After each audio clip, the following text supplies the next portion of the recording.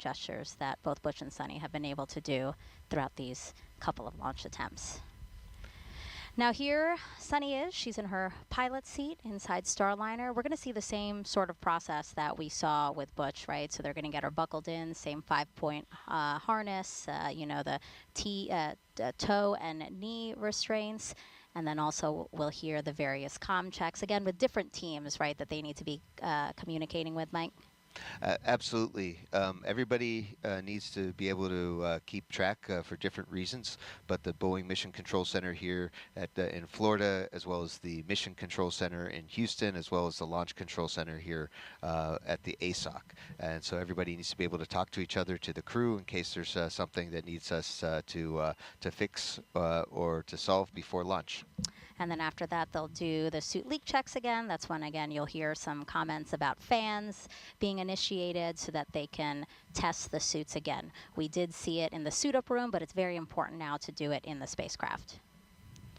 Absolutely. We need to make sure the suits are working, and we had a great explanation of what a gross suit leak check was. These suits are not gross, they're awesome, but the leak check was also awesome, and we just, we do all the detailed checks in the suit room, and then we just do a quick double check here.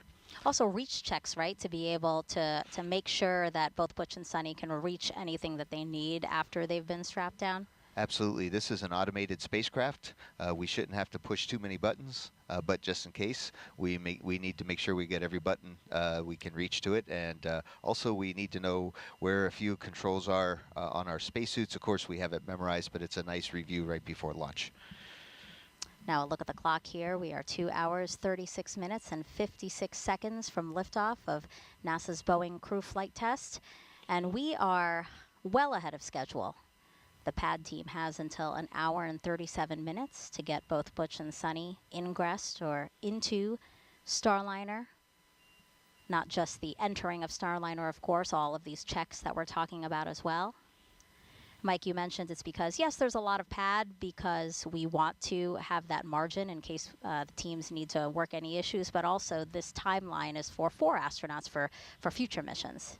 Yes, Starliner 1, for example, we're hoping to launch next year, and we'll need the same amount of time to get 4 people in, so that's why it's great to practice with 2, and you'll see that there hopefully is that extra margin of time that we would have been able to put in 4. I think the plan is that we'd be able to do 2 at once and then another 2 at once. So next time we do this, you won't have me here. I'll be inside. I'll be watching you. Yeah, that's but right. We'll see how well it goes. I remember that you said on Saturday that you're going to call me from the White Room. Oh yes. I'm saying it again now. I'm going to will it into existence.